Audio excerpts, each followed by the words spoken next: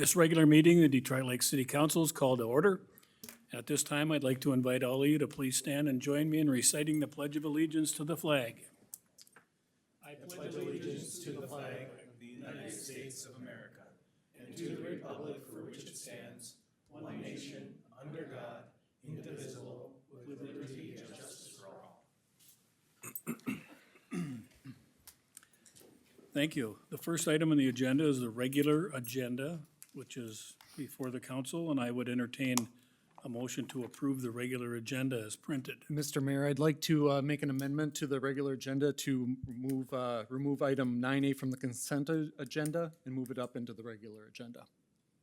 Okay, let's, We'll do the regular one. We'll do the I'll re- make a motion for the regular. and then we'll do the consent. So is there a second to the motion? Second. Motion's been made and seconded to adopt the regular agenda. Discussion? All in favor of the motion, say aye. Aye. Opposed, the motion carries. Now the consent agenda is before the council, and all items with an asterisk are considered to be routine by the city council and will be enacted by one motion. There will be no separate discussion of these items unless a council member or citizen so requests, in which event the item will be removed from the general order of business and considered separately in its normal sequence on the agenda. And Mike, what item was that?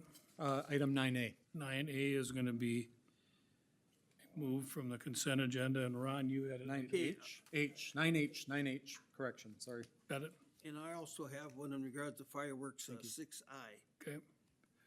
So I would entertain a motion to approve the consent agenda with the removal of 9H and 6I. So moved. Second. Motion's been made and seconded to adopt the consent agenda. Discussion? All in favor of the motion, say aye. Aye. Opposed, motion carries. The minutes of the regular city council meeting, which was held on November 12th, 2024, before the council. Is there anyone in the audience or any member of the council who wishes to make any adjustments or changes to the minutes? Hearing none, I would entertain a motion for approval of the minutes from the November 12th council meeting. So move. Second. Motion's been made and seconded to approve the minutes of the council meeting held November 12th, 2024. Discussion? All in favor of the motion, say aye. Aye. Opposed, the motion carries. Jason Brislin and Dave Nyson are here representing the disabled American veterans, and they'd like to make a presentation to the city council. And I think, Dave, you're gonna present? Or both of you, Jason? Yeah, oh, absolutely. Good evening, Mayor and council members. As the mayor mentioned, we're with the Disabled American Veterans. We're on a mission to put what I call handy-capable dock system into Detroit Lakes. I believe this has been in front of the council before and approved. Just hopefully a brief update. Bob Luizzo always said Reader's Digest version because I have a tendency of rambling, so I'll try and keep it to that point. Jason Breslin is our current commander. He'll have a few words about the dock. I wanted to go over a little bit of where we're at. We have currently left 46,000 of the 125,000 with the city that we're projecting it's gonna cost. In addition to that, the Berry Foundation has obligated $25,000 towards it. Part of that initial 46,000 was 5,000 from the Lake Detroiters, who have also granted another $5,000 when we get moving forward on it. The Realtors Association, of which we're both real estate agents, I'm a broker, Jason's part of our crew, is looking at $15,000. And Meadow Lake Campground is part of that original $46,000 at $7,000. The VFW has also donated along the way. We raise our money primarily by collecting the clothes out of the green bins that you see at Noah's and down at the American Legion. We also have bins in Mills, Perham, and Frazee. We pick up about 150,000 pounds of clothes a year. We sell it to the Savers store in Minneapolis for 23 cents a pound, which brings us about $40,000 a year to use to help veterans in the area and projects like this. I want to emphasize this dock is not just for veterans. It's for maybe a 3-year-old in a wheelchair that wants the opportunity to swim in our lake, somebody in a wheelchair that wants to have the opportunity to actually get in a kayak and go for a cruise around the lake. It's for all citizens, guests, anybody in the area. It's not just for vets. So where we're at right now today with my calculations and with the check I have in my hand and the obligations we have, we're at $116,000. So we're right on the tip of the iceberg. I'm gonna present this check of $25,000 to the mayor, and I'll let Jason do his doc, because Jason's the one that started this. I came on board afterwards, and he's got the knowledge, been working with Sean King to put this whole thing together, and Kelsey and several other people, but. Thanks, Dave.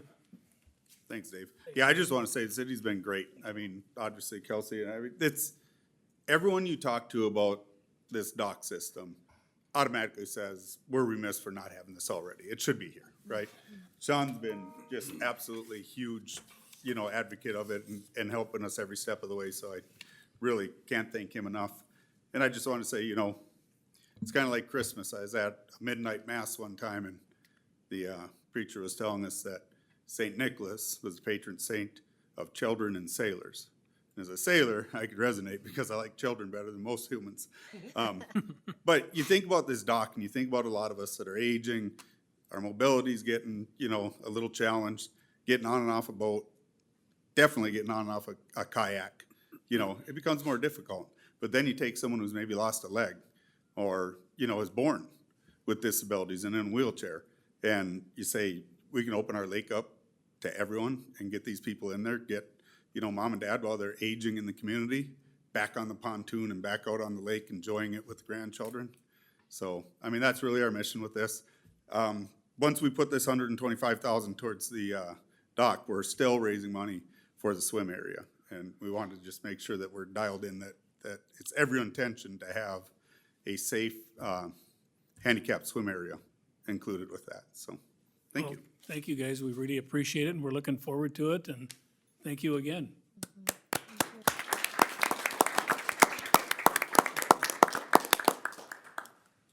Tom and Pam Mortensen are here this evening and want to address the council regarding Wreaths Across America.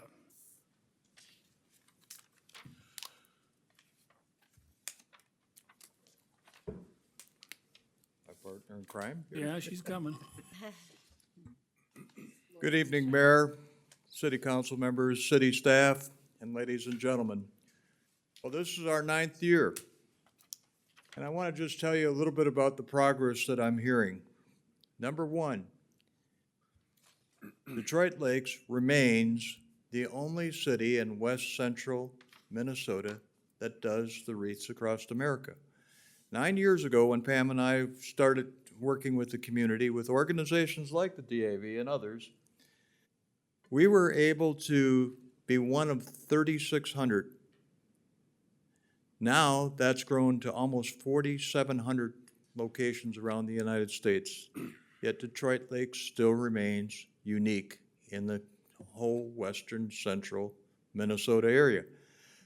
To give you some scope of how big this project is, it takes 19 18-wheelers to bring the wreaths to Arlington. 3,000 volunteers help put out those wreaths just at Arlington. Our ceremonies that we do here in Detroit Lakes are parallel at the same time that they're laying those wreaths. We know that there's service members, both living and those that have passed, that are missed at the holiday season. So this is just one way that we honor them for their service. We would just want to inform the council that we're doing this again, thanks to city staff. We've been able to do it every year, and we will continue to do it. So thank you for the opportunity, and you're probably wondering, what is Tom dressed up in today? Well, ladies and gentlemen, this is a Rough Rider uniform. The Rough Riders were a volunteer organization that fought in the Spanish-American War. What made us unique is this guy, Teddy Roosevelt. And Teddy campaigned right here at our railroad station for president. People know that the neighboring state, North Dakota, is also known as the Rough Rider state. The youngest Rough Rider was born in Fargo. He was 16 when he went up San Juan Hill. So we have some continuity with the parallel counties and the state across from us. So thank you for letting us bring Detroit Lakes as one of the, hopefully, 4,700 this year that will be participating in this event. Thank you. That's all we have to say. Thank you, and thank you.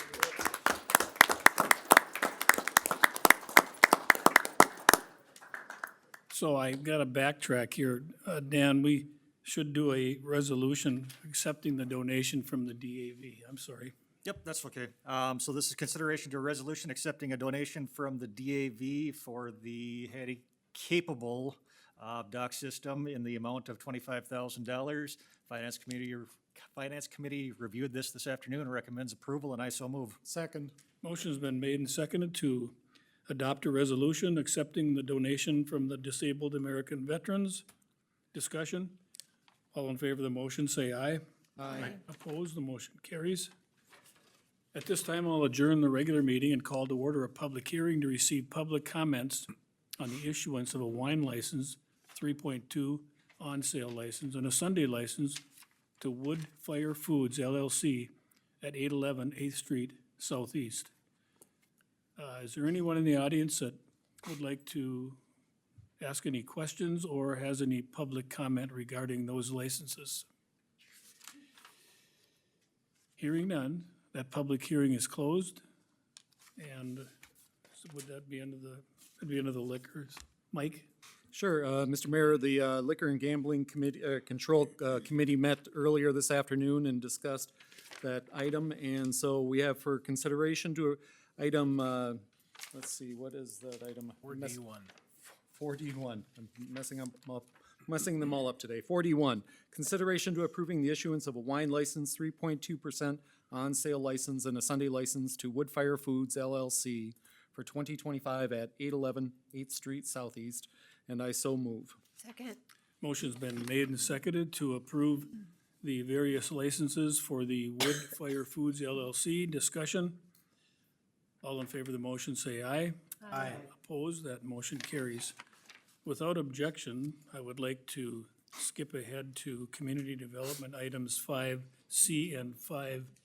Do you need to close the public hearing? Pardon? Do you need to close the public hearing? No. I'm gonna jump to 5C and 5D, please. Thank you, Your Honor. Item 5C is consideration of a resolution approving the preliminary plat for Southwood Shores Estate at 557 and 2112 270th Avenue. This was discussed at Planning Commission. This was discussed last night at CDC. You do have a new resolution in front of you. The only thing I'd like to call out is item number 7, as it is going to be R2 for the entire plat, except Lot 15. That is gonna remain RA. The reason behind that is Lot 15 is in the western southwest corner of this. It is a oversized lot that is primarily wooded with very little high ground. That's the reason it's being kept out as 5A. We discussed this last night at CDC, and it had unanimous approval, so I move this forward. Is there a second? Second it. Motion's been made and seconded to approve the preliminary plat of Southwood Shores Estates at 557 and 2112 270th Avenue. Is there a discussion on the motion? All in favor of the motion, say aye. Aye. Opposed, the motion carries. Thank you, Your Honor. Item moving down to 5D. Consideration of the first reading of ordinance 532, amending section 20 of the zoning ordinance, rezoning an area called Southwood Shore Estates from RA agricultural residence to R2 1 and 2 family residence district at 557 South Shore Drive and 2112 270th Avenue. This is just moving the parcel from RA to R2. This was discussed with a positive recommendation of Planning Commission. This received unanimous approval last night at CDC, and I so move. Second. Motion's been made and seconded to give first reading to ordinance 532, amending section 20 of the zoning ordinance regarding the Southwood Shores Estate area. Discussion on the motion? Your Honor, I would like to point out that the portion of this plat that's currently zoned RM would remain RM, and the part that's Lot 15 will remain residential agriculture, but all the rest of it will be zoned R2. Okay. Any further discussion? All in favor of the motion, say aye. Aye. Opposed? Motion carries. Thank you, Matt. Without objection, I want to jump ahead to the Liquor and Gambling Committee items 9A and 9A1. Mike? Yes, Mr. Mayor, one additional item that the Liquor and Gambling Control Committee discussed today was item 9A, and that's consideration of the second reading and adoption of ordinance 529 and an ordinance of the City of Detroit Lakes to regulate cannabis business. One thing there was a significant amount of discussion on was the minimum buffer requirement, which was, in the previous reading, was 2,500 linear feet. The goal of the Liquor and Gambling Control Committee is not to prohibit retail businesses, but we did want to increase that buffer distance, and so the agreed upon distance was 5,000 linear feet from each other. So we do want to make that correction or that change at this time, and so I'd like to recommend item 9A, consideration of the second reading and adoption of ordinance 529, an ordinance of the City of Detroit Lakes to regulate cannabis businesses with that change. Is there a second? I'll second it. Motion has been made and seconded to give second reading and adopt ordinance 529 with the change that Mike outlined. Is there discussion by the council? Question I have is, how did we land on the arbitrary number of 5,000 versus 2,500 that we talked about? That length, and just wondering. Well, I mean, I guess it's a fair question, but I mean, there was a lot of discussion, and we felt that there would still be enough opportunity for retail businesses to exist in the City of Detroit Lakes with a 5,000-foot linear buffer. 2,500 is an arbitrary distance as well. So that was kind of the amended discussion, for the discussion. And Wendy, did you have a question? My question was kind of the same. Was there Sure. some rationale or science behind finding that number? That, I mean, does it purposely minimize the opportunity, or? Well, it'll definitely reduce the number. I mean, I think there is just a general expectation that there probably would still be opportunity for at least 3 retail businesses in the city. Is there further discussion or questions? I think one of the rationales behind the 5,000 linear feet was the limitation of exposure of especially young people in the community.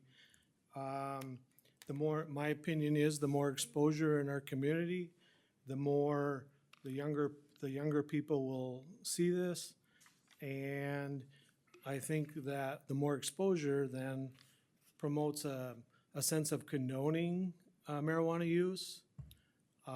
It normalizes its use, and I feel that less visualization by younger people is a positive thing. Okay. Further discussion? Well, I wanted to say too that there is a concern among the residents. A lot of them feel that we're better off with fewer and then more, because we were talking at our last meeting, we could be up to 9 or 10 retail. Whether or not we could have that many people who could afford to build these buildings, I don't know, but the concern is by the general residents to having fewer might be better for the community overall, because like what Jess was saying about, youth in our people and so forth. Okay, further discussion or comments? So are we gonna remove vaping then from gas stations? That's normalizing it, or? I guess to me, 5,000 seems like overregulation. I thought we all agreed on 2,500 at the first reading, now we're at the second reading changing it. Not a hill I'm gonna die on, but I think 2,500 seemed fine to me. Further discussion? I think the majority of people in this town, at least my unofficial survey, is that they would prefer less opportunity for retail establishments rather than more. Further discussion? So, are we thinking that we're gonna, how many licenses is the state giving out? 20, 30? Statewide. Do you remember what the first round of the applications were? Like 250, 200? I thought it was like 200, 250 in the first round. Sure, and we're thinking we're gonna get 3, 5, 7, 12 applications, and now I know we were talking at the one special, meeting that we had, not meeting, but a special work session that we were talking about. We don't wanna have any of them, and that's kind of where we're kind of leading to, is we started at this point of zero in our city, because that's where some of our members thought we should be, and then we're like, well, what can we do to make it very restrictive? And I guess if people want to come to our community and spend money and do things that are legal in the state of Minnesota, I guess, you know, it's fair business, and we're limiting that, and I guess if that's the way we want to go, then let's go down that path. And Well, I think we need to consider the ills to society, you know, that this type of business may create. I don't think we should be worried about the tax revenue and the business that it might bring to our community. I think we need to look at the overall costs and benefits. And I think right now, I think we don't know where it's gonna fall out. I think it's a better thing to be conservative, and we can always liberalize the ordinance if we so desire in the future, but this is uncharted waters. And therefore, I think we should be conservative from the start. Yeah, I mean, the difference between legal and moral is a fine line, right? But in general, when it comes to zoning, when it comes to ordinances, I'm kind of with Mr. Draney in this case, Dr. Draney, my apologies. No, don't worry. That starting more conservative and working our way back from there as we learn along with the state is a smarter path forward for us as a city, because there are a ton of unknowns around all of this, and that frankly worries me. Okay, one more, Wendy. Okay. 2,500 versus 5,000. This is what we're talking about. We're talking about doubling the buffer zone, correct?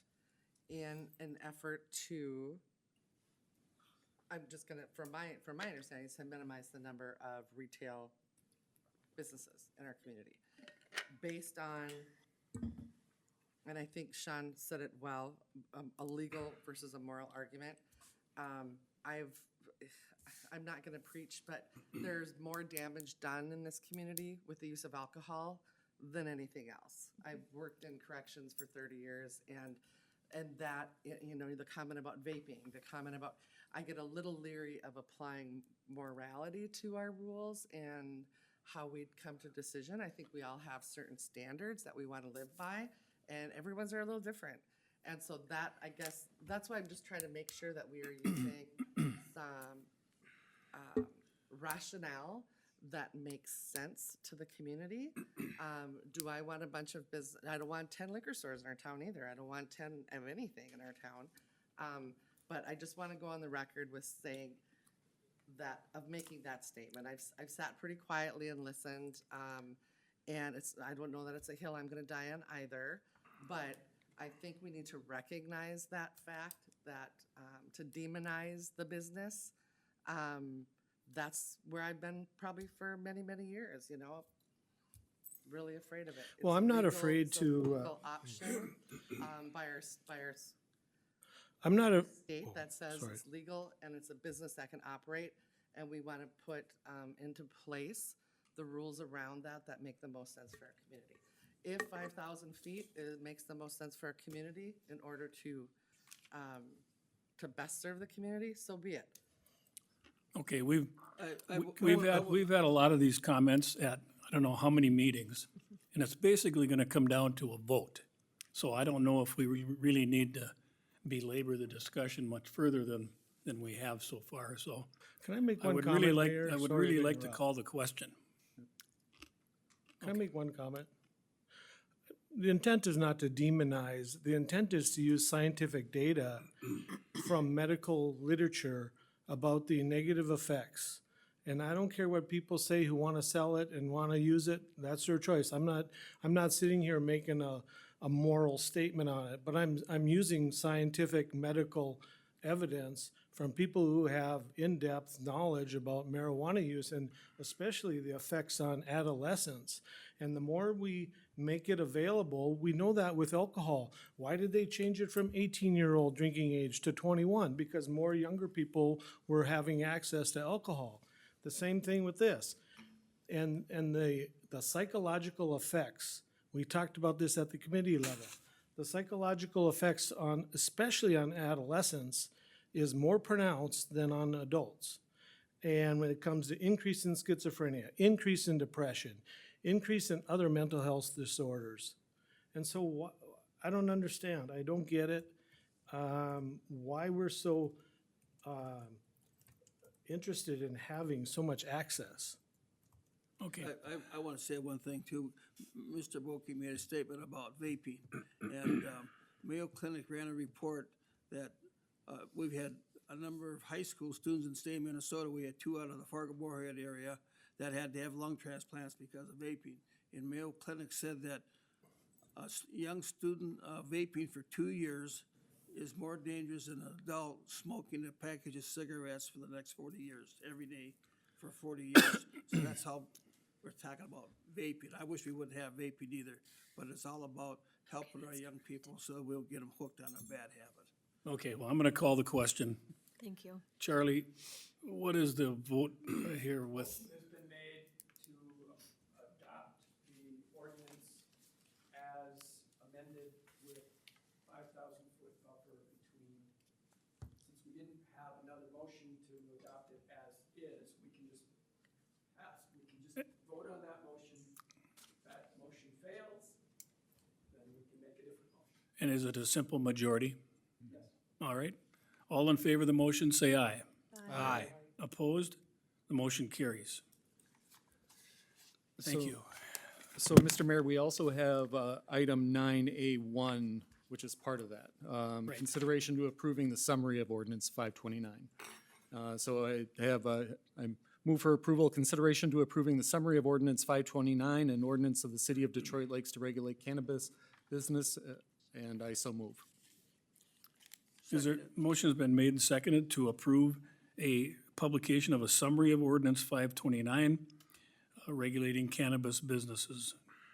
And this would require all of us tonight, right? All in favor of the motion, say aye. Aye. Opposed? Motion carries. Is there anyone else in the audience that wants to adjust an item on the agenda? I don't see anybody. And we'll have our truth and taxation hearing at 6:01, so we've got a little ways before we get into that. So let's go back to the Community Development Committee agenda. Chairman Boki. Thank you, Your Honor. Item 5A, we just had discussion regarding the established joint planning board last night at CDC. It sounds like this would possibly be brought before the entire council for consideration next week at the special meeting. So more to come on that one. Okay. Item 5B, consideration of a first reading of ordinance 531, amending the zoning ordinance of City of Detroit Lakes relative to annexation areas being zoned other than RA, agricultural residence district. Larry? Essentially, this ordinance would require that if we are going to annex property and zone it anything other than RA, we would have to follow the notification requirements that we use for any zoning change, which means people within 700 feet would have to be notified.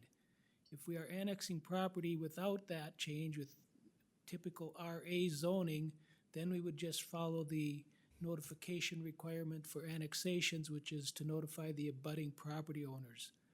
It also amends the ordinance to require that you can't change the zoning between first and second reading. So this was discussed at planning meeting with a positive recommendation there. This was discussed at CDC last night with unanimous recommendation. I so move. Second. Motion's been made and seconded to give first reading to ordinance 531, amending our zoning ordinance relative to annexation areas being zoned other than RA. Discussion on the motion. Just one thing to point out that we discussed at CDC, the state requirements is we have to notify 350 feet from the property that we're annexing. In this case, we're going above and beyond that and doubling it to 700 square feet, Okay, just for everybody's knowledge. further discussion? If I may make one quick note as well, just so we're all clear on what this change does. You know, this last motion we just did around the cannabis ordinance, we changed it from the first reading to the second reading and passed it as a second reading.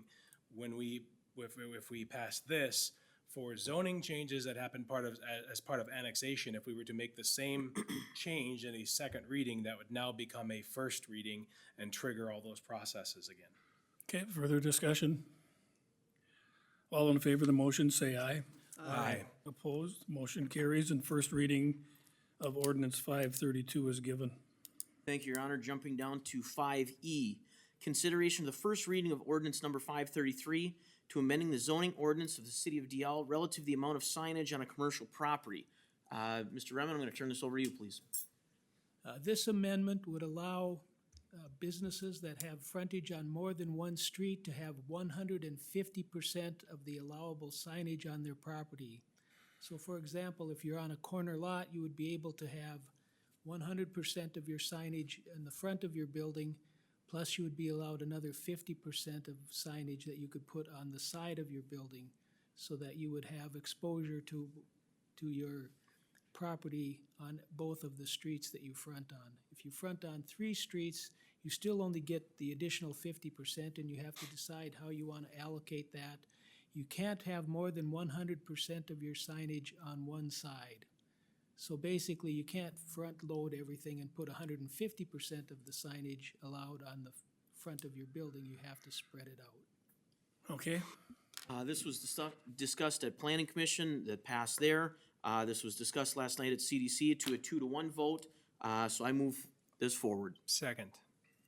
motion's been made and seconded to give first reading ordinance 533, amending the zoning ordinance relative to the amount of signage on commercial property. Discussion on the motion. I just have a go question ahead. for Larry. Sorry, can you just explain how this is different from the current? It's addressing that third side. It's addressing any business that has more than one front or more than one facing on a street. Okay. So the difference is that for a typical business that's not on a corner lot, they don't see any change. But for the businesses that are on a corner lot, they would be able to have 50% additional signage. So let's just say, for example, someone is allowed 200 feet of signage on their building. They would now be allowed up to 300 square feet of signage. But only one side could have 100% of, or the Not 200. more than 200 square feet of signage on On any one one. side, Okay. correct? Wendy, did you have a question? That was my it? Question. Okay, I've got a comment on that. My concern is that it's on the back side, and this is concerning the Zorba's area, but behind Zorba's there, if they're gonna have, I don't mind having printed material on the building, but I'm concerned about at night, because if they have the same type of light like they have in front, you can see that light coming on Westlake Drive for 2 blocks away. And if you put up the similar light on the back of Zorba's, people that live a block away looking across a pickleball court, it'll pretty well give a nuisance light in their yard, and I'm concerned about having lights in that with the neighborhood district. further discussion. I would have that same concern. The such signs may be illuminated. Maybe. Who determines whether they can? Well, they may be illuminated. That means the applicant for the sign would have that opportunity. That choice is theirs. But how about the neighborhood for, what say do they have in it? Well, we prohibit illuminated signs that cause glare onto the public right-of-way or adjacent property. Okay, further discussion? All in favor of the motion, say aye. Aye. Opposed? Aye. That's everything for CDC. Your Honor. Motion passes. Thank you. We'll move to Public Works, Chairman Zeman. Okay, the first item, item 6A, and this is a consideration to approving an easement encroachment agreement with Holy Rosary Church, primarily their cemetery, and I'm gonna call on Kelsey Clem to give us an update on that. Mayor and council, earlier this summer, it became apparent that the Holy Rosary Cemetery was basically encroaching into the right-of-way. It's getting close to the curb line. We had a meeting out there, discussed this topic. They subsequently had a survey done to outline the different encroachments. And since then, Charlie, our city attorney, has drafted an easement encroachment agreement to basically allow the existing encroachments to remain. I believe there's also 2 cremation plots that have been purchased that'd be next to existing family members that they have asked that they could allow the use of those. Otherwise, it basically would stop any further encroachments into the right-of-way. Again, basically, the easement encroachment agreement that is in the packet would allow what's there to remain.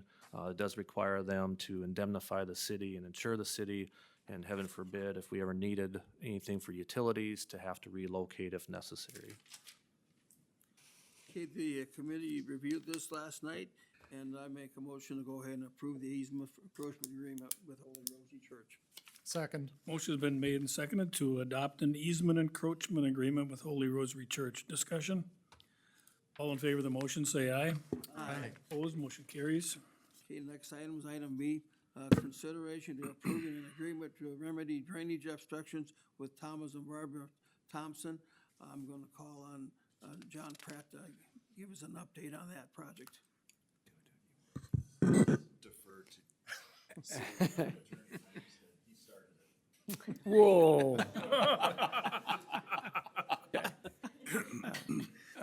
There's, I don't want to give too much history. This is on the sharp corner on Shorewood Drive. The Thompsons purchased their property several years ago and made a variety of improvements to them. One of the improvements was to raise the level of the driveway. It looks very nice, but the consequence of what they did is that it backs up water that is in the right-of-way up the hill. So it affects the neighbors' access to their properties.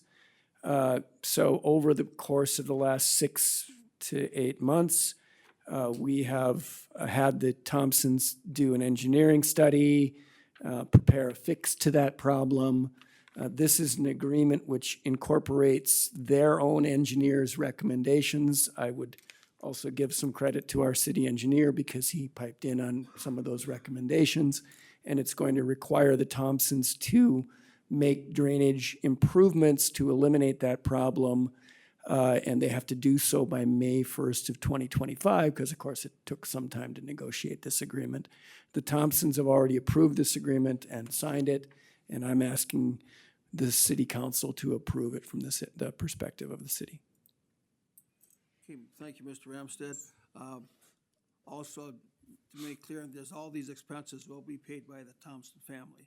So our committee reviewed this, and we'll go ahead with approving the agreement to remedy the drainage problem at the Thompson property. Nice move. Second. Motion's been made and seconded to approve an agreement with Thomas and Barbara Thompson to remedy a drainage situation on their property. Discussion on the motion?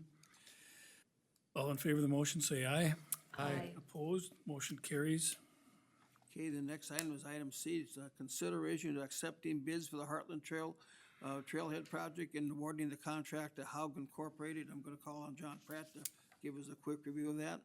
Yeah, Mayor and Council, there's a bid recommendation in your packet concerning the Heartland State Trail Trailhead Project. This is located out by Country Inn and Suites, been working on it for some time. We took 2 bids a couple of weeks ago. The apparent low bid was from Urban Companies of St. Paul. We had a couple of unique circumstances with this bid that warrant a little further explanation here.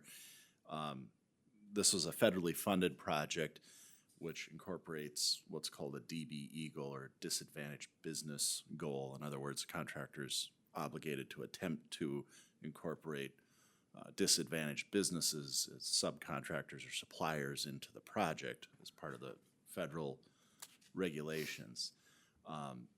Their bid did not meet that goal, and therefore they're required to submit what's called a good faith effort, demonstrate why they couldn't meet the goal. They failed to follow up on that. That was the first sort of issue. The second issue was during our bid review and subsequent investigation, it became clear that their bid did not incorporate some cost for materials that they were to have provided as part of the project. They were going to purchase them under a purchasing agreement through the city so we can avoid some sales tax. But nevertheless, they did not incorporate that cost into their bid. So effectively, they would not have been the low bid had they included those materials.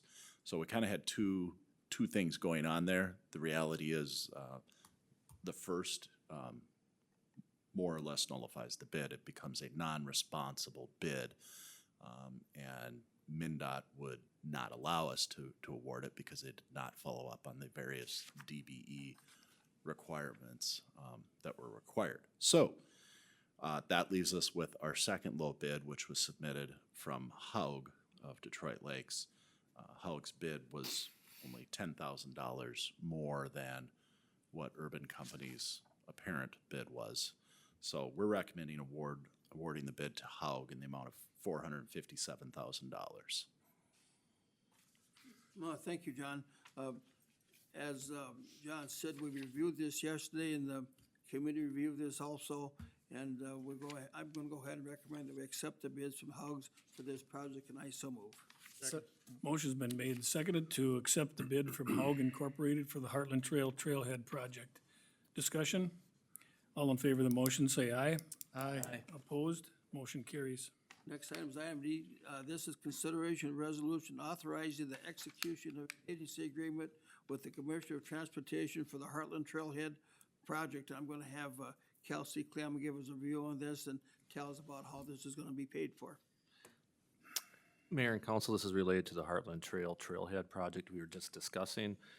Since the city is going to be buying some equipment directly, we have to enter into this agency agreement. It's called a force account agreement for us to basically acquire the different electrical components, the EV charging stations, and the lighting that's going on the project.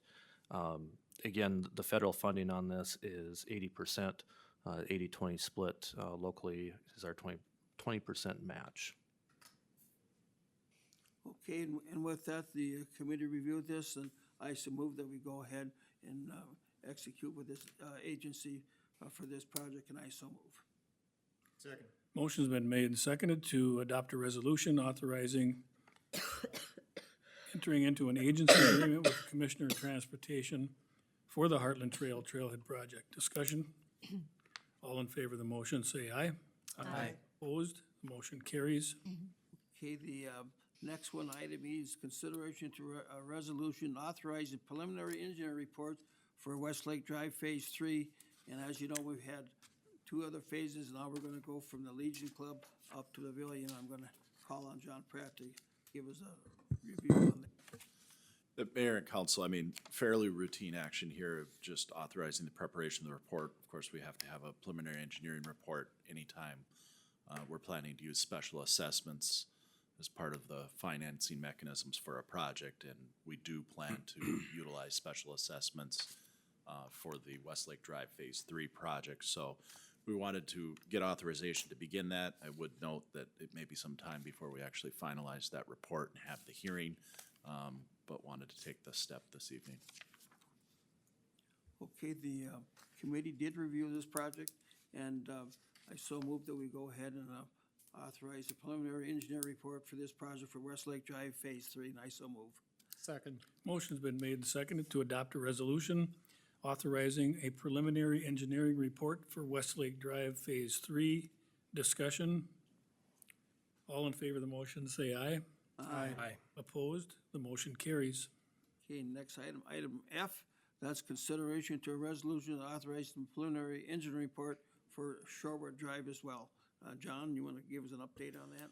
Yep, Mayor and Council, again, sort of the same song, second verse here. We've got another report that we need to do for Shorewood Drive. We've talked about Shorewood Drive on and off, I would say, over the last 2 to 3 years, looked at possibly incorporating it into some of the street rehab projects that we just cleaned up, or just finished up, but ultimately had deferred any action on Sherwood Drive.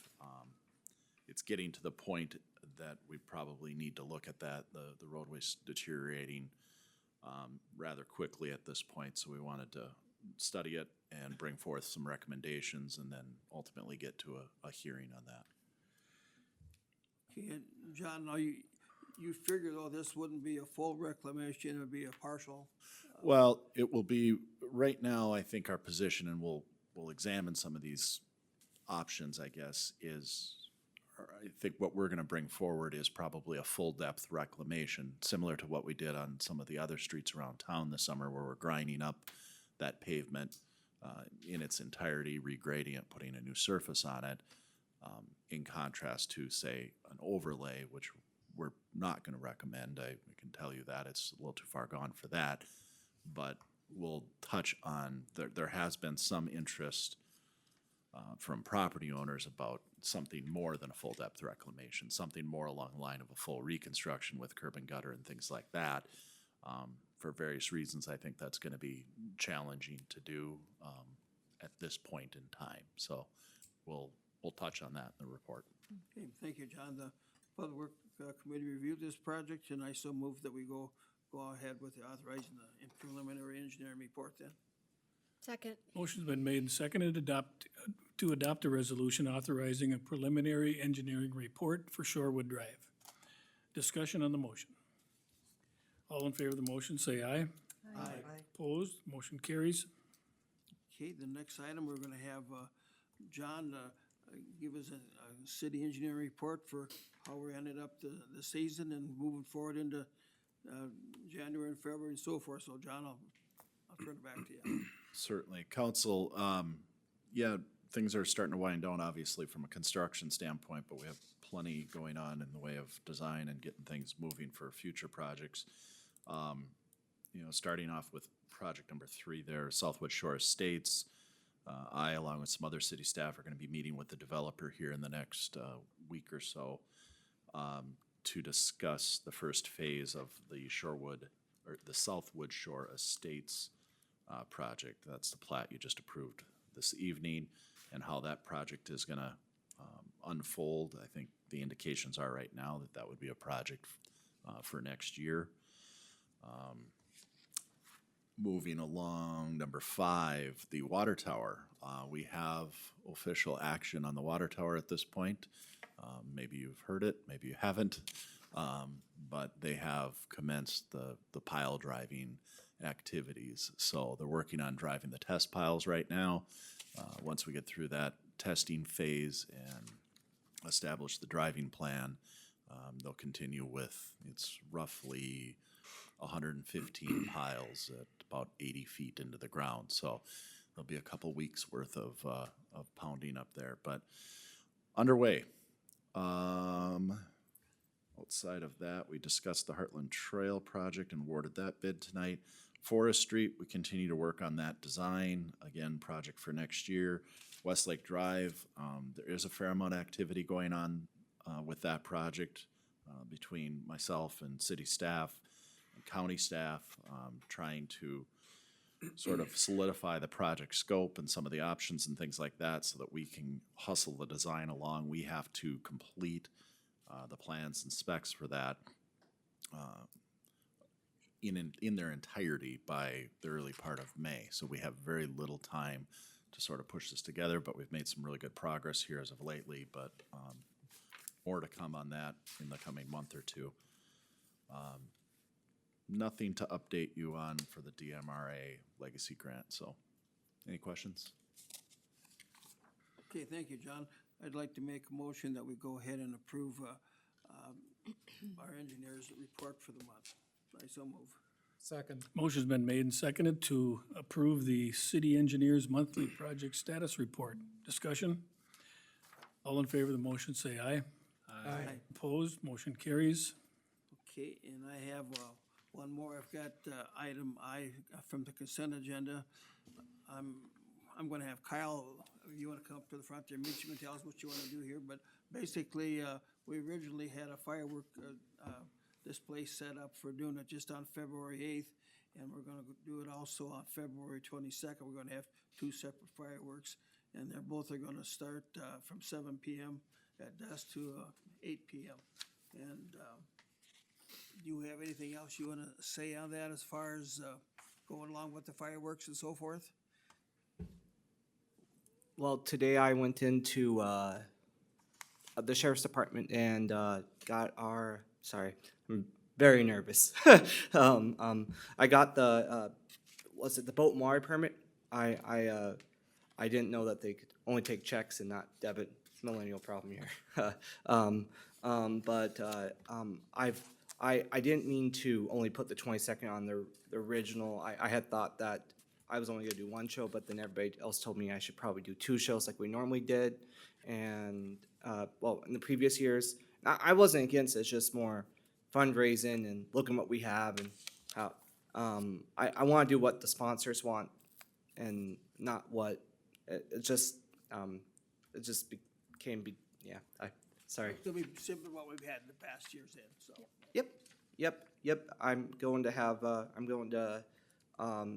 I'm raising the funds to make sure I can get the police department and the sheriff's department out there to help with barricades and making sure people don't go towards the fireworks and don't drive on the lake if I'm told that we have to close that off too, so, you know. Okay, well, thank you, Kyle, and I'll go ahead and make a motion that we go ahead and approve the new special event application. I so move.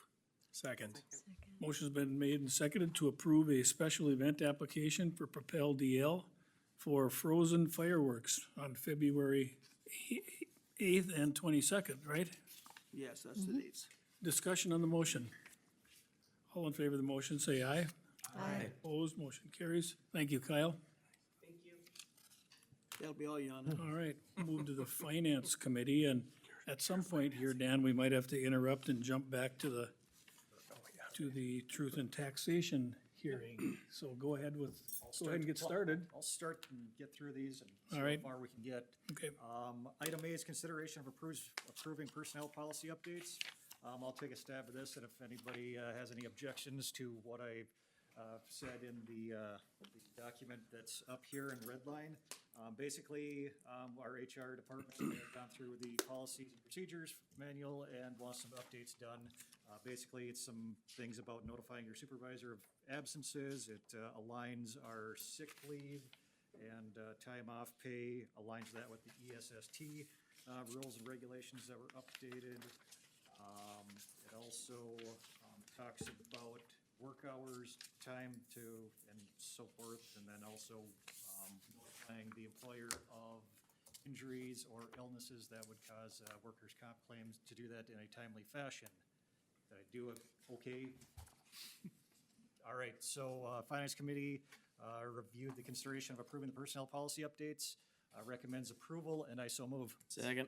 Motion's been made and seconded to approve the personnel policy updates. Discussion? All in favor of the motion, say aye. Aye. Opposed? Motion carries. Item B is consideration to a resolution approving the 2024 end-of-year fund transfers. I'll hand that one over to Heidi because I could take a stab at it, but she'll probably do a better job. Oh, I'm sure you would have been fine. Good evening, Mayor and Council. In the packet is a resolution to approve some year-end fund transfers. What those transfers do is transfers funds from the stormwater utility fund to the various debt service funds to have the stormwater fund pay for their share of project expenses on previously completed capital projects that we are currently paying off certain debt issuances. So this is an annual resolution that we do each year. These are budgeted transfers that we do. And so if you have any questions, I'd be happy to answer. Any questions from the council? Since there's no questions, item B is consideration to a resolution approving the 2024 end-of-year fund transfers. Finance Committee reviewed this, recommends approval, and I so move. Second. Motion's been made and seconded to adopt a resolution approving the 2024 end-of-year fund transfers. Discussion? All in favor of the motion, say aye. Aye. Opposed? Motion carries. Item C, we've got like 3 minutes or so. Kelsey, you can be okay with explaining the fee schedule? Sure. All right, I'll hand over the fee schedule conversation. Kelsey? Mayor and council, every year we pass a resolution adopting our fee schedule. In the packet, all the proposed changes to the previous year are highlighted in yellow and redlined. I can certainly just hit the high points. We're removing the plumbing permit. We're also increasing slightly our short-form building permit application from $50 plus the state surcharge to $75, which includes the state surcharge. Our mitigation permit to $500 for the application, and our zoning permit from $40 to $50. We also have several of our rental facilities. We're updating the insurance requirements to $1 million policy being required for all of our different venues. We're also increasing our deposit that's due for the sports arena. That's the high points. Questions on that? Hearing nothing, item C is consideration to a resolution approving the 2025 fee schedule. Finance Committee reviewed this a little bit longer than this past synopsis. Recommends approval, and I so move. Second. Motion has been made and seconded to adopt a resolution approving the 2025 fee schedule in the city. Discussion? All in favor of the motion, say aye. Aye. Opposed? Motion carries. Item D is a resolution establishing 2025 pay rates for the Detroit Lakes Fire Department. Heidi, you want to take a quick run through this?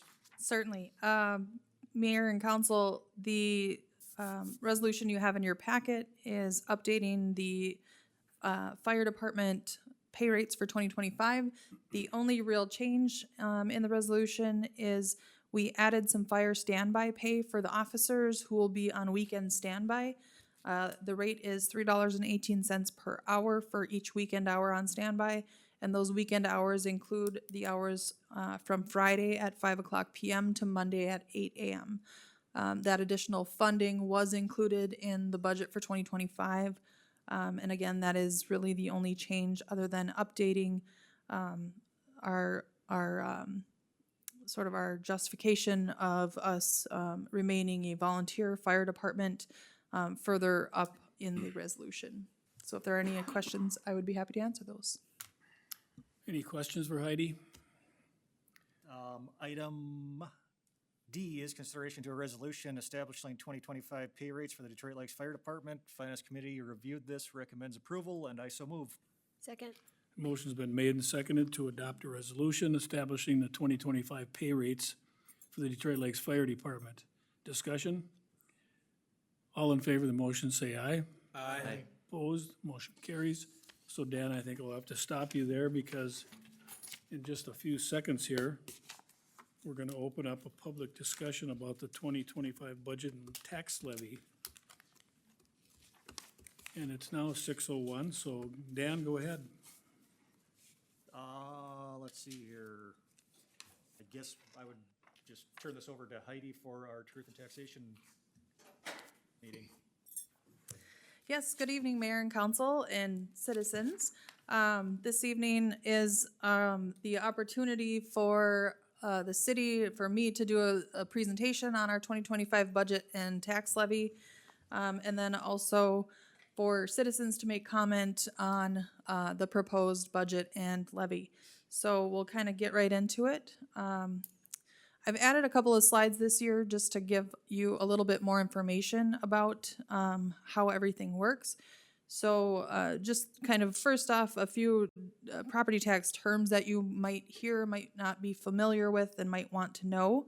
Estimated market value, so that is the total valuation of your property. It's also EMV referred to. Taxable market value, that's the valuation of your property that is actually subject to property tax. So that would be your estimated market value minus any exclusions that you might have if you have a homestead valuation exclusion, if you qualify for disabled veteran exclusions or blind and disabled homestead exclusions. Those types of things are taken off of your estimated market value to arrive at the actual taxable market value that is used to calculate your actual taxes. Net tax capacity, that is your taxable market value times your property class rate. So that is what is used to figure out your actual tax bill. We'll kind of talk about that a little bit later on in the presentation. Levy, so that is the amount that the city determines that we need to operate in the next year. We set that dollar amount, and so regardless of what property valuations do, if they go up, if they go down, it doesn't really matter because we will collect the same amount regardless of what those valuations do, because we set the amount we want to collect, not a rate at which we're going to collect. And then tax rate is something that ends up getting calculated by taking the total net tax capacity in the entire city, and our levy is divided by that. So it's the big pie and then divided by our entire levy. That is the city's tax rate, and you'll hear me refer to that throughout my presentation as well.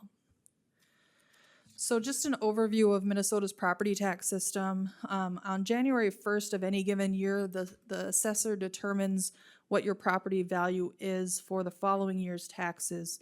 So for instance, your 2025 taxes will be determined based on a valuation of your property as of January 1st of 2024. So you're always lagging behind 1 year. And properties, again, are not taxed directly on value, but rather on tax capacity. That's that other term that we're kind of talking about in the last slide. And then each different property type has a different class rate. So depending on what your property type is, if you have a residential property and your homestead, that's a certain property class type. If it's commercial industrial, that's a separate property tax property class type. And then apartments and so on and so forth have certain various different types. So residential homestead, to those class rates are at 1% of the first 500,000 in valuation. And then after that, we take 1.25% of the valuation over 500,000.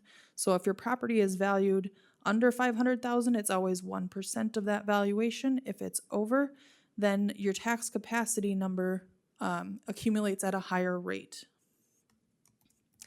So the overall timeline of the whole property tax process is kind of year-round process. So again, I mentioned January 1st is when the assessor determines those valuations.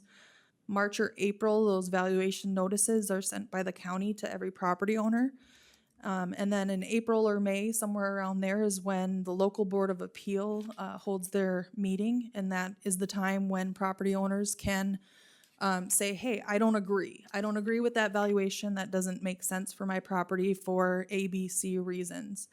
That's not what we're doing here this evening. That, again, that process takes place in the spring. But that is the point at where folks can appeal what their valuation is if you don't agree with what the assessor has determined your valuation should be, or if the assessor has miscategorized or misclassified your property type as well. And then obviously, as the year progresses, we'll start working on our budgets here at the city. So locally, we'll start working on those in June or July, just enter with staff. And then in August, the council can attest to you that we hold lots of early morning meetings to discuss the budget. Come September, we have to adopt our preliminary levy and have to have that sent off to the county by the end of September. So that has to be adopted, and that's the highest that we can go with our levy. We can always come down, but we can't go over that amount once we set that preliminary levy. Then in November, if you recalled probably just a few weeks ago, you received a notice from the county that says what your property taxes might look like for next year. All of those notices were based on the valuations that were determined as of the beginning of the year, and then those preliminary budget and levy amounts that we all set back in September. So all of this kind of flows together, and then now tonight, we're, as one of your taxing jurisdictions, we're holding our meeting for public discussion on our final budget and levy, and then if the council is still agreeing that this is the budget and levy you'd like to proceed with, you have the opportunity to pass a resolution and finalize and adopt that final budget and levy. And then we start all over again next year. So what do your property tax dollars pay for? There are obviously more categories than just us on your property tax statements. You'll see there's a county portion, a city portion, the school district, and then also special taxing districts. And the breakdown, I've got kind of an approximate breakdown of the percentages of who all receives your property tax dollars. All of those funds don't come to the city. They are split between all of these taxing jurisdictions. This slide is a snippet of an actual tax statement for 2024.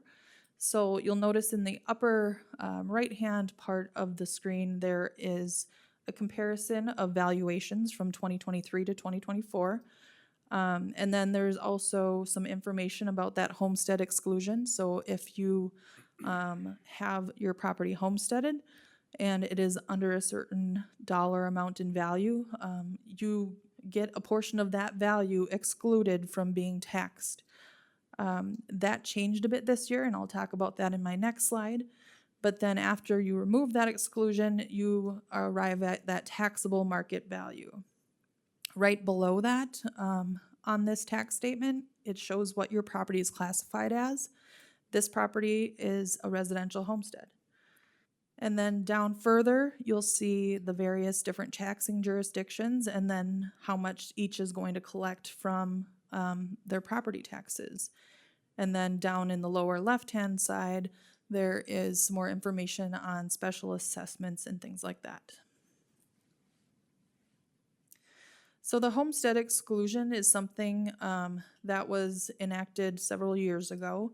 It replaced a different program, but it has now been revised a bit with recent legislative changes. So previously, the homestead exclusion phased out if your property was at $413,800 or higher in valuation. You received no exclusion. You were taxed on that entire valuation. However, recently, I believe it was 2023 legislature passed a law that they wanted that increased. So now that exclusion goes up to the valuation of $517,200. And so right now, the biggest exclusion you can get is at $95,000 in value, and that's an exclusion of $38,000. Everything after that, higher than $95,000, goes down a little bit until you finally phase out at that $517,200 number. Anything less than $95,000 is a little bit smaller because 40% of, say, $75,000 is less than 40% of $95,000. So that's how that's calculated. So this is just an example, again, of a property, hypothetical property, but a real calculation. So the estimated market value of this property would be $280,000, and then this is how the exclusion is calculated. So you start with the maximum amount that they could possibly get in the exclusion, so that $95,000 times the 40%, so that's $38,000. Then you take the value over that $95,000 and reduce the benefit by 9% of the value over the $95,000. So in this case, the reduction is $16,650.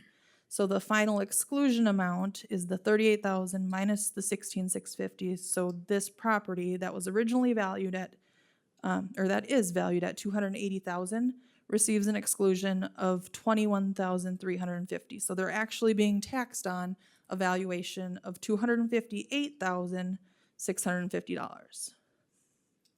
So that's kind of an illustration. It's maybe a little complex for this discussion, but if anyone has questions or wants more information on this, I'd certainly be happy to nerd out and talk with you after this meeting, or anytime.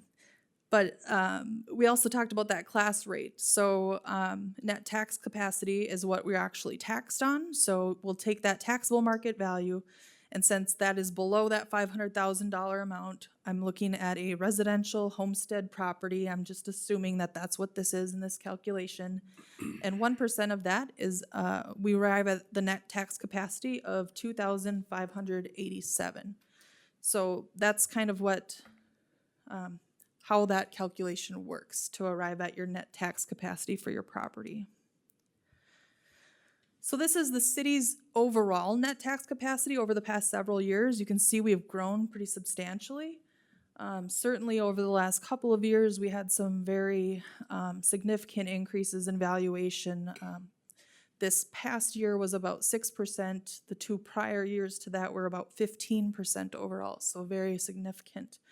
The red line underneath the blue line is just showing the difference between our total net tax capacity and the amount that's taken out from TIF districts, which the city receives, but for different purposes.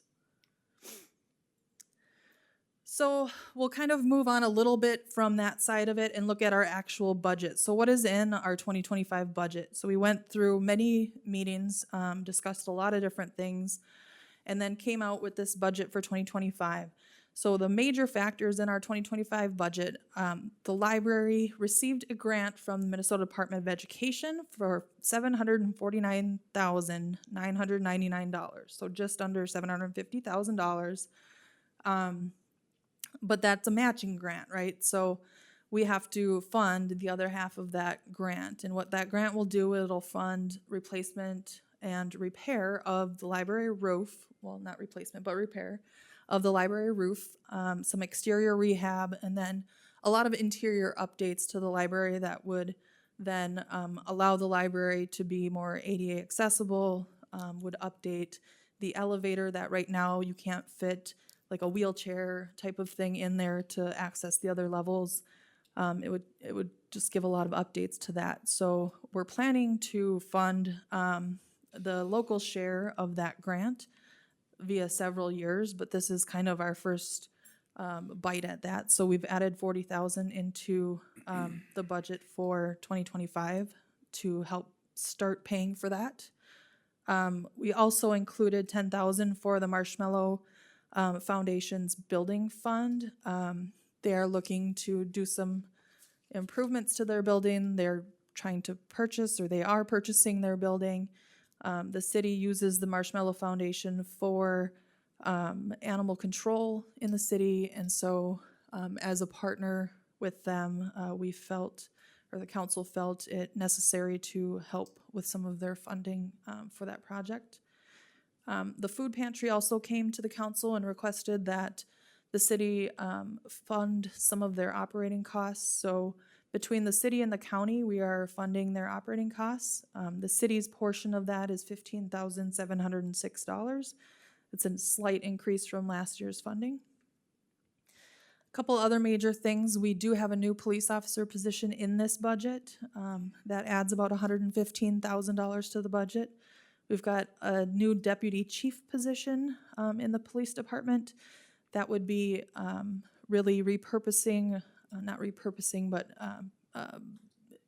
converting, I guess I would say, one of our sergeant positions into a deputy chief position. And so the difference between that sergeant position and the deputy chief position is what we're funding in this 2025 budget additionally. And so that additional amount is almost $24,000 between salary and benefits and things like that.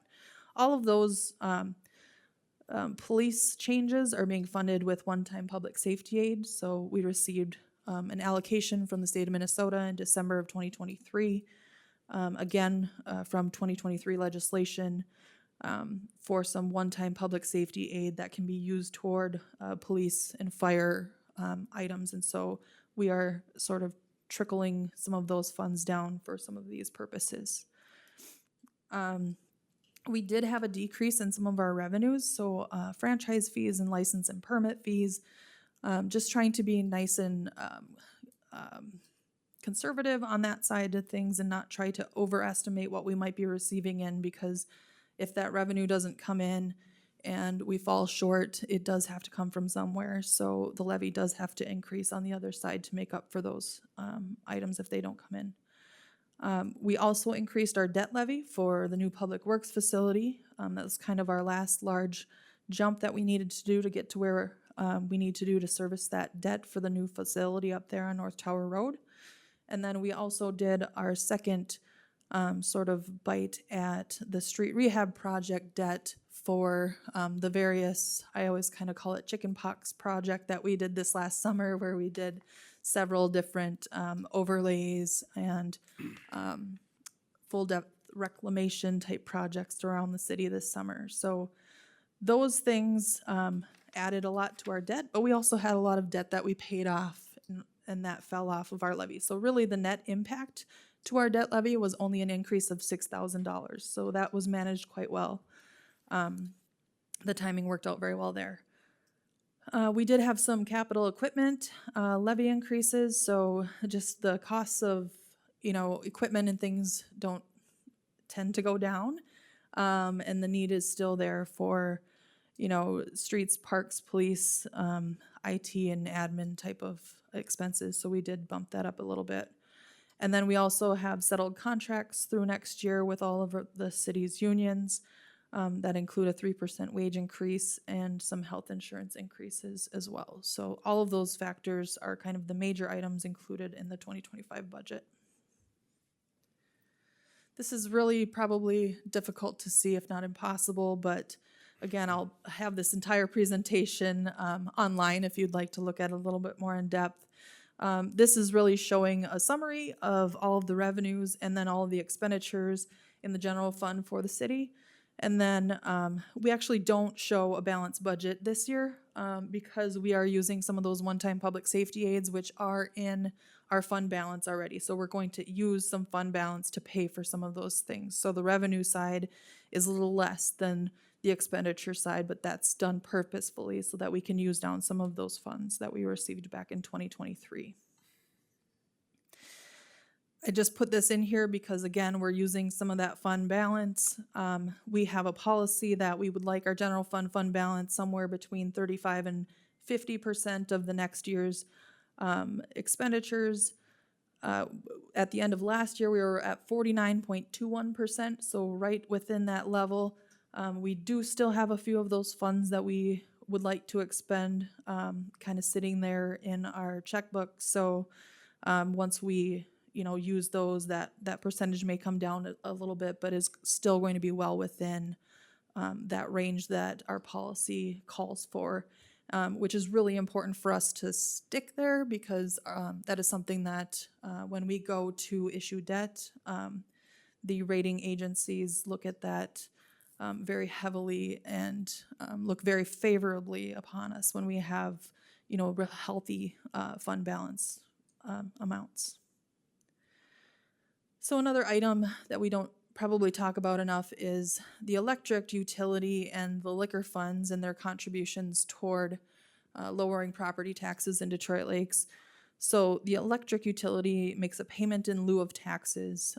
If our electric utility were a private electric company, they would pay property taxes. Ours is, owned by the city, so they don't. So this is their payment in lieu of taxes that helps offset property taxes in the general fund. And so that transfer is $661,100 for 2025.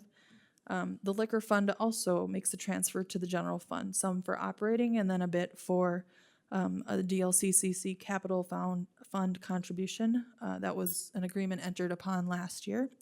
So in total, $1.351 million in enterprise fund transfers And without those, the tax levy would have to increase about 16.77%. So we're very fortunate that we have those business-like entities in the city that we can tap into and make sure that, we're trying to keep taxes as low as we possibly can. So this is a breakdown of where our total proposed tax levy is going. So the general fund, again, it consists of a lot of different things. Streets, police, some city admin, buildings, building code enforcement, building inspections. All of those things are sort of wrapped up under the general fund. We've got debt service funds, so that is us paying back the debt that we've issued on projects. We've got the arena, development authority, airport, library, fire, those types of things as well have a slight levy component. This is basically saying the same thing. It's showing the 24 levy compared to the 25 levy, kind of explaining what the changes were. Again, a lot of the things that I just mentioned. And then our overall property tax levy increase that we are proposing for 2025 is 7.97%, which is, again, the same as the preliminary increase. So we talk about all these things: tax capacity, levy, tax rate. And this is just a graph that shows how these have gone over time. As you can see, our property tax levy has increased over the years. However, it's sort of a slow, I would say, reasonable increase over the years. We try to do that intentionally to not have, large spikes and downfalls some years. Try to keep it somewhat consistent. Our net tax capacity, again, because of those valuation changes, will obviously change. And then that will make our tax rate change as well over the years. But our tax rate has been fairly consistent, right around that 40%. So how do we compare to other cities? I think that's kind of an important thing to look at. Local government aid is something that the state doles out to cities and counties, and it's a funding mechanism that a lot of cities utilize to help balance their budgets. Here in Detroit Lakes, we don't receive a whole lot of LGA. We used to back in the early 2000s. However, that has really dwindled. So right now, I think our LGA is, with the exception of Baxter on this list anyway, we're the lowest. So then that has to get made up by our tax levy or our taxpayers.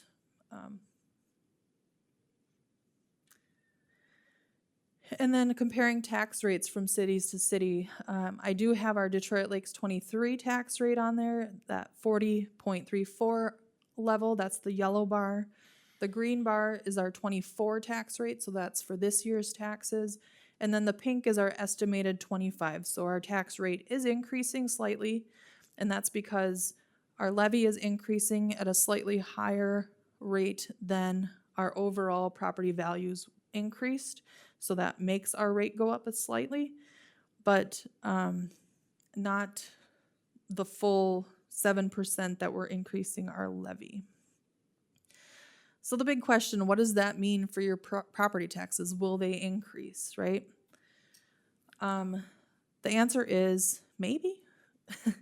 It's hard to say. It really is dependent on several different things. So obviously there's that homestead market value exclusion wrinkle this year. That's different from all the other years that we've really talked about and looked at this. But the biggest factor really is your property valuation. In this example, I am taking that $280,000 home that I used in previous examples. So have the homestead market value exclusion, calculated the tax capacity, and then applied the city's tax rate that we're projecting for 2025 to arrive at the city's property tax amount of $1,026.32. Again, that is the city-only portion of your property taxes for next year. So if your property value was consistent from 2024 to 2025, your city property taxes would actually decrease about $18.88, or 1.81%. Again, that's the city-only portion, and that's at this property value.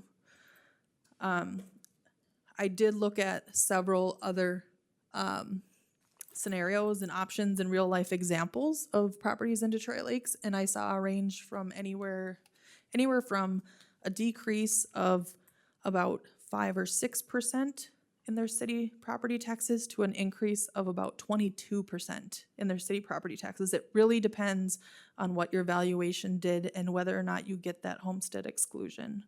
So it can vary greatly. Another thing we always kind of look at is how do your property taxes compare to some of your other monthly bills? So for instance, if we take that $1,026 annually you pay in property taxes for that type of property, it's about $85.53 a month. So not that far off from what I pay anyways for internet, $64.95 a month. It's about 28 gallons of gas at today's gas price. I think it was still $3.04 out there.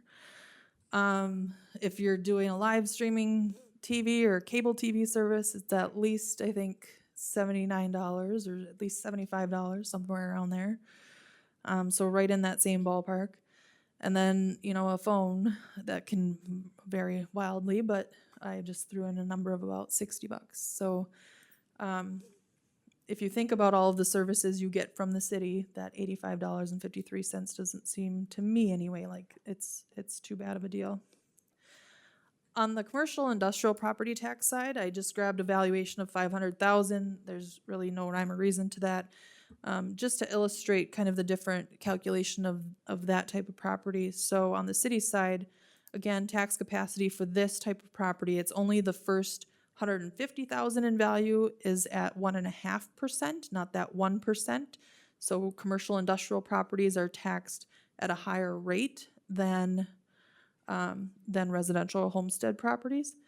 And then 2% for anything over $150,000 in value. So that tax capacity for that $500,000 commercial industrial property is $3,670 and 40 cents for that city portion of your 2025 property taxes after applying that city tax rate. So if that value was consistent from 24 to 25, the taxes would increase about $62.90 or about 1.74%. Again, hard to know what people's property values are doing, but that's kind of the best tests that we can do or examples that we can show. Lastly, I wanted to talk about property tax relief programs. So obviously, if you're not sure if your property is homestead, you probably want to make sure that it is, especially if you have a valuation under that $517,200. That's a very important thing. Obviously, at tax time, you want to talk to your accountant or whomever prepares your taxes about whether or not you qualify for property tax refund. There's also a special property tax refund for anyone whose property tax increases over 12% and $100. And that increase was not because of improvements made to your property. You may also receive a portion of that back via a special property tax refund. And then there are also programs for disabled veterans, blind and disabled homestead, and then for senior citizens, there's also a property tax deferral program, and all of those are administered through the county auditor's office, so you would have to contact them to learn more about those opportunities. I don't have it out there yet, but tomorrow morning I will ask very nicely to have Carrie put it out there, and we'll have the full 2025 budget, if it's so approved by the council tonight, on the city's website. I will certainly print you a hard copy if you'd like to pore over it on your own here at City Hall. And again, I am available for any questions or comments if anyone has any. Is there anyone in the audience that has any questions or wishes to make a comment regarding the 2025 budget and final 2024 tax levy? Hearing none, I would entertain a motion from the finance. Oh, I'm sorry. I'm sorry. Come on up. And if you would just state your name and address for our minutes, please. I'm sorry. Could I get your name and address for our minutes? Yes, Larry Lighthizer, 1210 Richwood Road. Thanks, Larry. Good evening, everybody.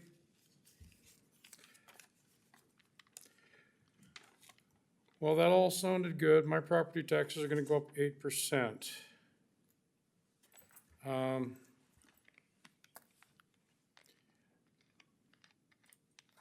I'm just going to narrate off my notes, if that's all right with everyone. I live a mile north in Richwood Road, and I'm inside the city limits, obviously. I was annexed in 2007. And I'm not on city water and sewer, as I was granted exclusion, because I'm 3,000 feet away from the roadway. However, I did have to pay the special assessments for the next 15 years. My proposed property taxes are set to go up another 8% next year. As of right now, I'm paying nearly $5,000 a year. That's equivalent to $1 million house on Floyd Lake. I built my house in 1982. It's the same structure, same windows, same siding. My question is, why? Why so high? Here's what I do know. Duluth has a population of 87,000 people. Fargo has a population of nearly 126,000 people. You guys are trying to replicate the facade of Fargo and Duluth here in Little Detroit Lakes with a population of 10,000. You don't have the tax base to draw those cities that they have. I mean, come on. Stop trying to be like the big dogs. We're not Duluth. We're not Fargo. But that's the image you're going for. I get it. I'm not opposed to making our community beautiful and attractive. I love Detroit Lakes. I'm born and raised here. In addition, you're raising all the public utilities next year. What do you think that's like for a young first-time home buyer in this town? It's tough. I actually know people who have no option but to get out of their houses and back into an apartment. And that's sad. That's unfortunate. And that shouldn't be happening. You can't keep inflating people's property values to keep up with the spending. The alternative is to curb your spending. This building is a perfect example. It wasn't brought to a vote, you guys just did it. And at a most inopportune time, I might add. Shortly after a pandemic scare, when many retail businesses were struggling for their lives because the state of Minnesota shut them down. I'm not against improving infrastructure. Okay, I love my town. I think a lot of you may know my history. We put a lot into this town. My dad did. And I was the next generation of that. But do you need to do everything in a short window of time? I mean, some things are necessary and some things are not. I've lived here my entire life, as I said. But the last few years, I've seen some pretty reckless spending.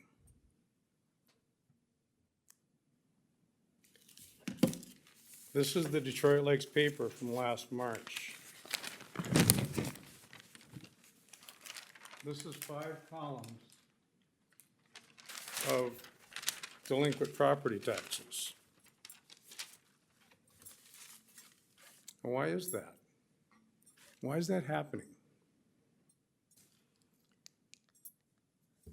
I know there's a lot of reasons, and some of them aren't that. I get it.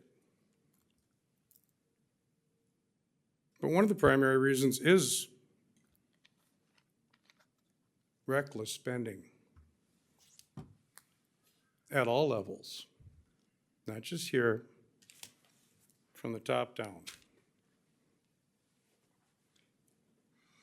On a related note, when I built my house in 1982, the land was zoned agricultural, and it remained that for many years.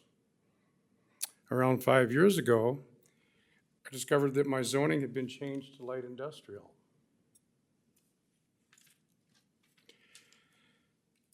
Now, it's my understanding that there's a Minnesota statute stating that when such land is reassigned, the affected parties must be notified by mail, and 2/3 of those parties need to agree to that change. None of us were ever made aware of this change or the intention of it. I'd like to know why. Look, I'm not just standing here saying these things to vent. I want someone to get back to me without fail with some answers on some of these topics that I've brought up. And I appreciate your time. Okay, thank you, Larry. Is there anyone else in the audience that wishes to make any comments? If not, Mayor, I like to say something. You mentioned how come everything has gone up so much. When I moved here in Detroit Lakes in 1970, I bought my house for $19,000. Today, my house is worth $325,000. But at that time, when I moved in 1970, about $48,000 would have bought you the best house in Detroit Lakes. It's all about inflation, and that's exactly what's happened in all this. And you could have bought a lake home on Big Detroit for $40,000. And now you're looking at them, a lot of them are close to $1 million more. So the inflation has been the biggest factor for drawing that up. Inflation. But at the same time, But prices, sometimes prices are inflated too. You're not necessarily gonna get the market value for your home.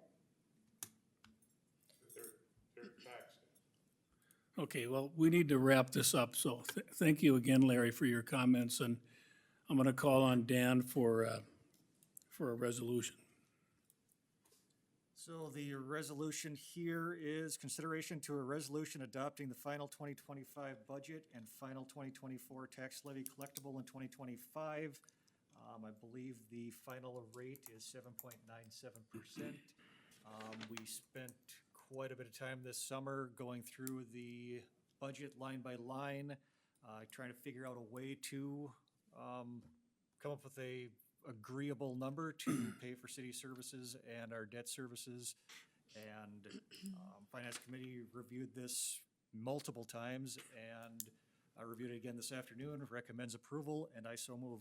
Second. Motion's been made and seconded to adopt a resolution adopting the final 2025 budget and the final 2024 tax levy collectible in 2025.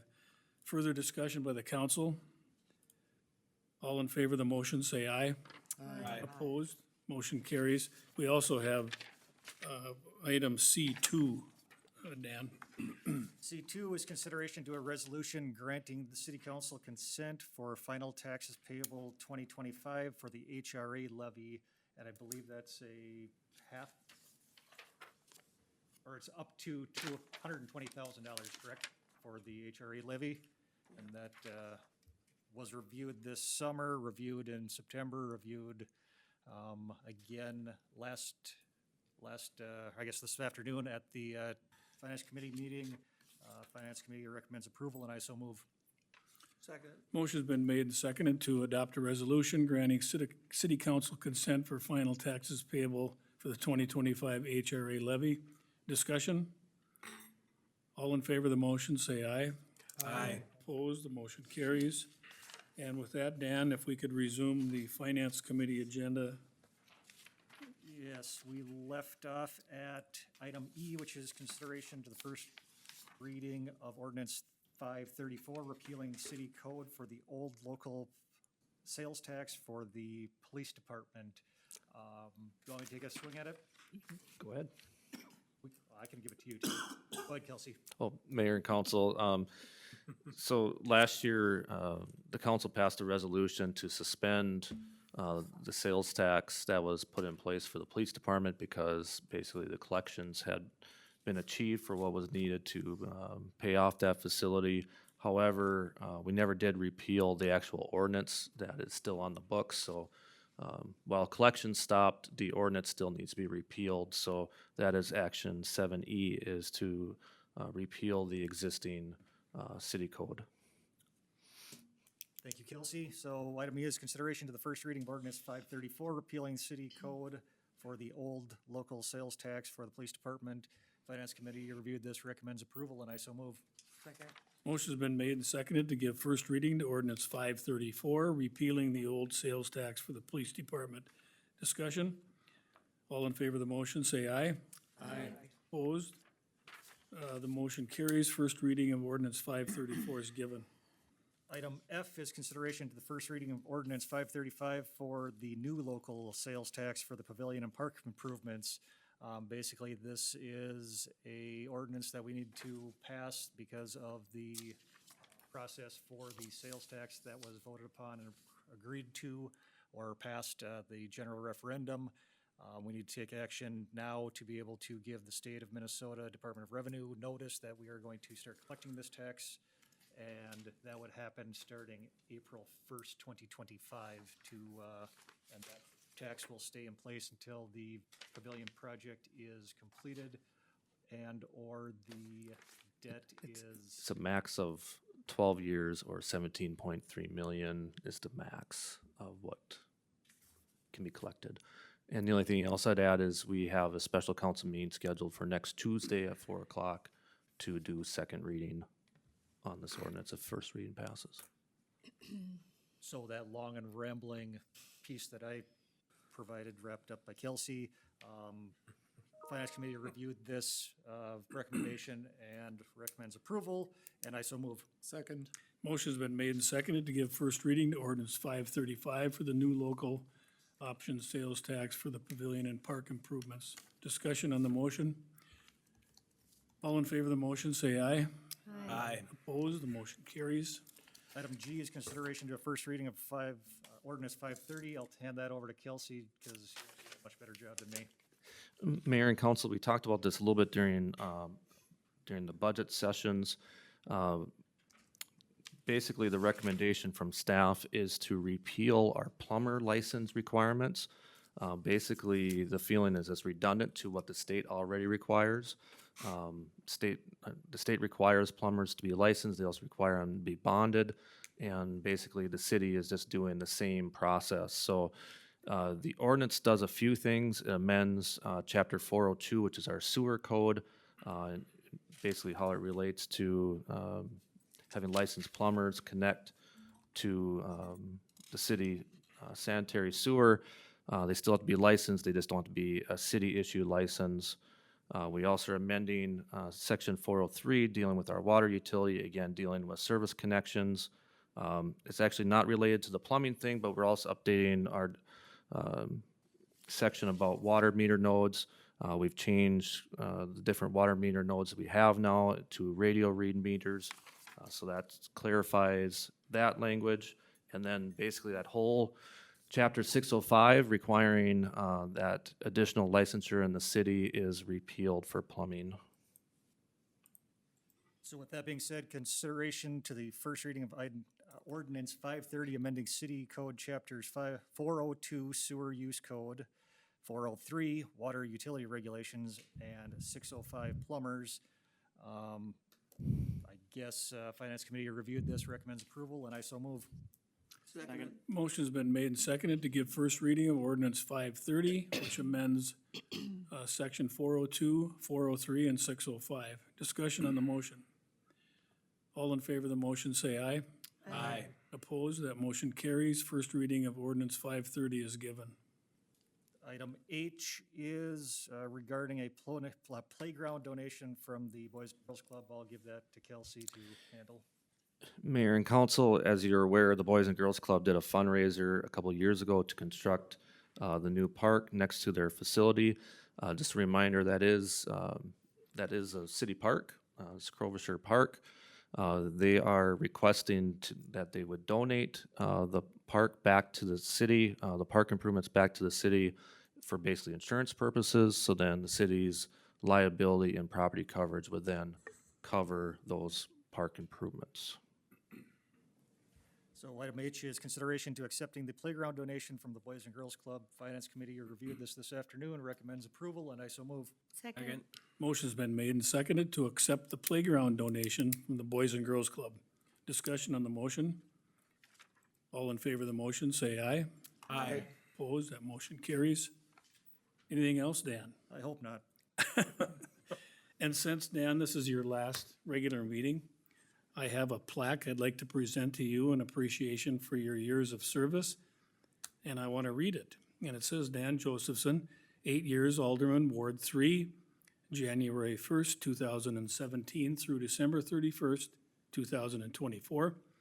Whereas the municipal representative government of the city of Detroit Lakes, ever conscious of its obligation to efficiently and justly conduct the affairs of the city of Detroit Lakes, and whereas the fulfillment of this obligation and the performance of this service requires the dedication of concerned citizens, now therefore be it resolved that the city council and citizens of the city of Detroit Lakes express in this way gratitude and appreciation for the many hours of faithful service you have contributed to our community and to the city of Detroit Lakes, together with the hope that your service of 8 years as Alderman, Ward 3, may be reflected and persuade others to follow your example.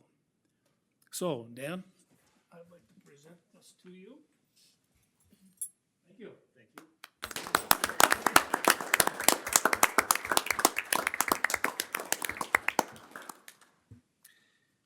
And I think that brings us to the Public Safety Committee agenda.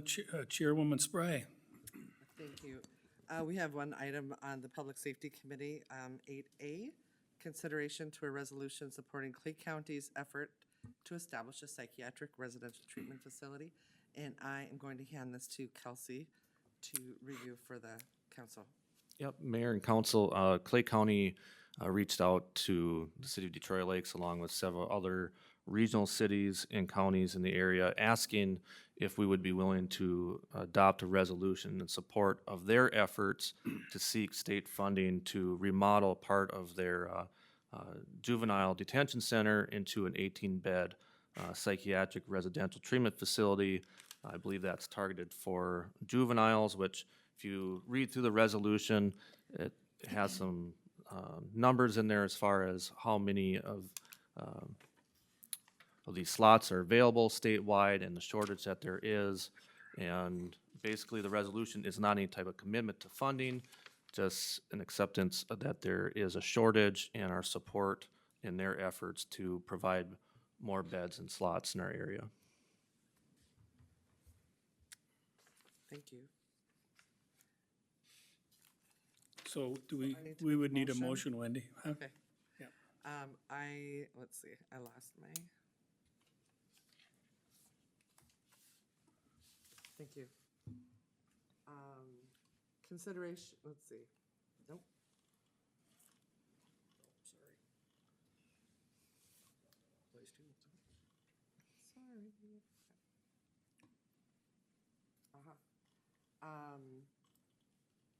The Public Safety Committee considered this resolution supporting Clay County's effort to establish a psychiatric residential treatment facility, and unanimous decision to support that, and I so move. Second. Motion's been made and seconded to adopt a resolution supporting Clay County's efforts to establish a psychiatric residential treatment facility. Discussion? All in favor of the motion, say aye. Aye. Opposed? Motion carries. I'll never give up my paper copy, Wendy. Anything else on public safety? Nothing, thank you. Okay. Yeah, I think we still have one more item, Mike, on the liquor and gambling. Yeah, Mr. Mayor, item 9H was put back onto the regular agenda because there was one vendor that chose to not renew their license in January of 2025. So that would be Godfather's Pizza. They are not renewing their license. So I have consideration to approving the following liquor licenses for January 1, 2025 through December 31, 2025. contingent upon application and fees. So this laundry list to exclude Godfather's Pizza. Liquor and Gambling discussed the list, reviewed the list, and I recommend approval, and I so move. Second it. Motion's been made and seconded to approve the list of liquor licenses that are printed in the agenda, with the exception of Godfather's Pizza, for the liquor licenses from January 1st, 2025 through December 31st, 2025. Contingent upon application and fees. Discussion on the motion. All in favor of the motion, say aye. Aye. Opposed, motion carries. Was there anything from the public utilities, Mike? There was not, Your Honor. Anything from city administration or staff that needs to be brought forth? The only thing I'd mention, Mayor and Council, is don't forget your mailboxes in that room there. Just check them before you go. Okay. I would like to make the recommendation to appoint Matt Thompson to the Sports Arena Commission to replace the seat which was occupied by Mr. Ulmer. And I would entertain a motion for approval. So moved. Second. Motion's been made and seconded to appoint Matt Thompson to the Sports Arena Commission. Discussion. All in favor of the motion, say aye. Aye. Opposed, motion carries. And I had somebody considering the library board, but I'm still working on that, so I hope to have that next month.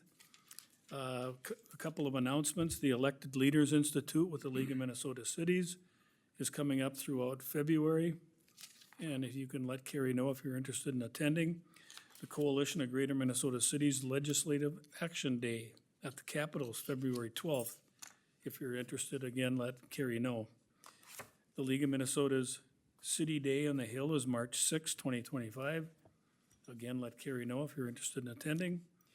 The Canadian Pacific Holiday Train will be in Detroit Lakes on Sunday, December 15th at 2:45. And the joint governance meeting dates, the city council meeting dates are all listed. And again, a reminder, we have a special city council meeting next Tuesday, right? Next So Tuesday what at time is 4. that? 4 o'clock. 4 o'clock, okay. And I think that concludes the agenda. Dan, anything further to add?